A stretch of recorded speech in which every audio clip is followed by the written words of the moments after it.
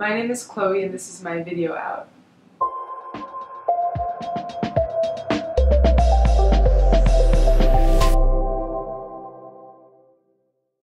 So my story could go in many different threads, but I think the one I'll tell is just having grown up in New York and um, being surrounded by so many interesting people from a young age. Um, I definitely felt like there was a lot of possibility in the world, but simultaneously I grew up without a TV, so I kind of grew up under a rock. So in the early 90s, having no TV, like, you didn't really have, there's no other options for watching things. We didn't have a VCR or anything. So I was a weird kid. Like, I spent a lot of time writing weird stories, and I spent time with friends too outside playing, but like the things I thought about, like the way like my imagination ran was like definitely very strange, I think. I think everyone probably thinks they're weird, frankly, but I know that when I would say things to other kids, they'd be like, "You're weird." And I was like, "Yeah, checks out."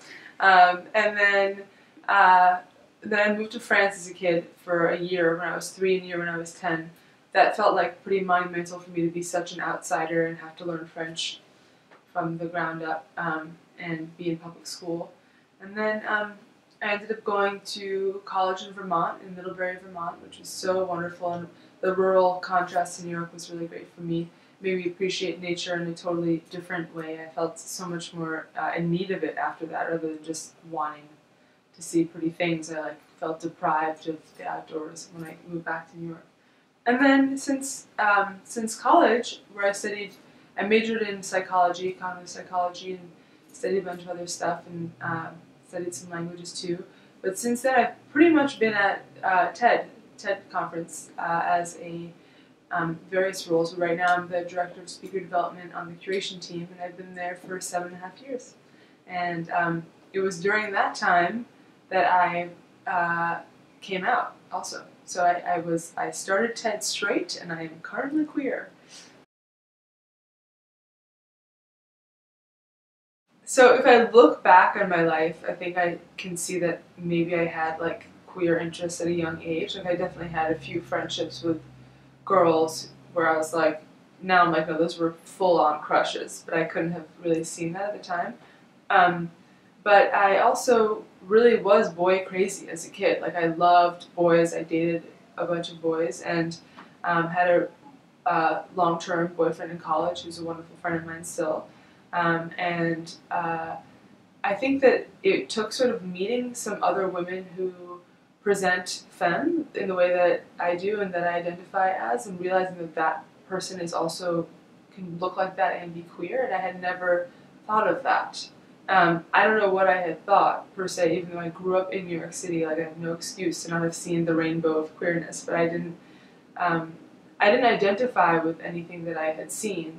And maybe part of that is just like the feminine visibility of queer women. Meeting some friends who, at the end of college, who were queer femme women, I was like, it actually hit me kind of right away. I was like, I think I might be that. But I was still in a relationship with my college boyfriend, and I loved him, and I thought, okay, well, if that is me, I'll find out. And it took a few years, but like I didn't stop thinking about it, and eventually started dating women. I was like, oh, yes, I am really into this. And then came out to friends, and then my brother, and then my parents, and because they're Greenwich Village liberal parents, they're kind of like, okay, so?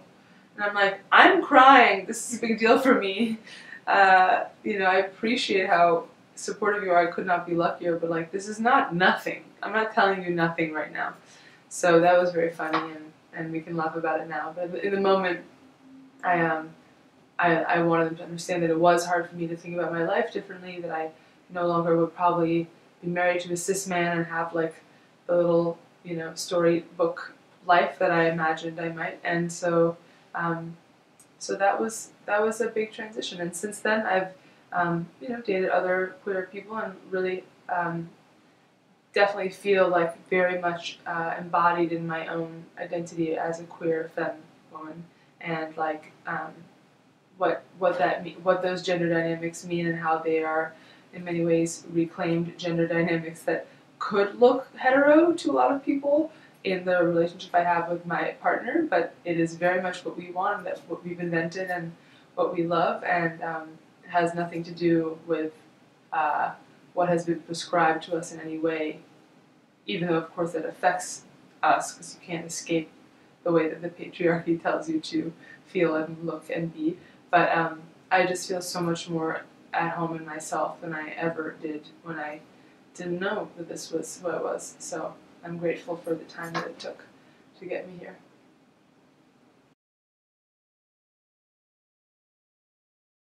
I think femme is a word that can be claimed by anybody. I don't think it's not owned by cis women or even women identifying anyone. It's just sort of, the femme part to me is like embracing femininity and wanting to display it in whatever way that is most exciting to the person. The queerness, the word queer to me is nice because it's not so narrow, and it allows for someone to say, I am a person who's not only attracted to one demographic.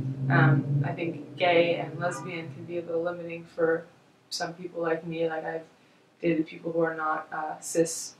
Queerness, that word queer allows for a rainbow of love, a rainbow of attraction. So that's what queer means to me. The advice I would give to myself 20 years ago is don't obsess over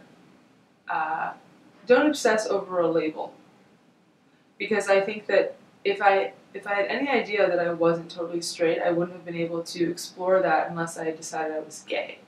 So if I hadn't attached myself to either of those identities, I might have figured out more who I was and what I wanted. At the same time, I don't really regret the journey I was on. So I think that coming to where I am now, having had the experience I had, makes it even more clear for me who I am and what I want. But I think that I feel so excited for, and in some ways envious of, in the best of ways, the younger generations who feel the freedom to explore gender, sexuality, labels, where in a culture where consent is just normalized, at least in certain places, from a younger age, where people know that they don't have to identify with he or she pronouns, and that so if you are watching this and you're a younger person than I am, don't worry about the label. I think that's the first thing. Just start with what feels good, what feels right. Who are people that I really like for some reason, even as friends, talk to them, what do they like, and just figure out, where you feel most comfortable based on your very gentle, gray area explorations. So I actually think the biggest issue facing queer people is that some levels of queerness are accepted or more acceptable already, even in conservative spaces. I mean, federally now we can get married to someone of the same sex, but that doesn't actually solve the problem for a lot of queer people who don't fit into those labels within queer identities. So I actually worry that as certain things become acceptable, those who are even more marginalized are even further marginalized. So I think the biggest thing we have to worry about is pulling up the people behind us who are not getting any of the privilege of the changes that are being made, while other changes, of course, are just knocking us back. But the things that are progressing queer rights aren't impacting everyone for the better. So we have to take extra care with those who are not going to benefit from the things that are happening. I think some shows, like TV shows, do a really good job of normalizing marginalized identities. We should keep making media that features people who do not look like the token gay situation.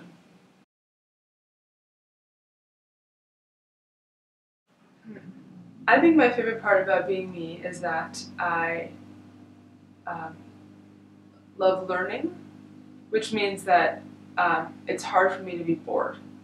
So that I am grateful for, because it means that even if something is very hard, I'm able to start to see the learning, at least when I'm a little bit away from the difficult moment, to have perspective. And then later, certainly feel the learning, and that I like that so much that, that it makes me feel excited about life.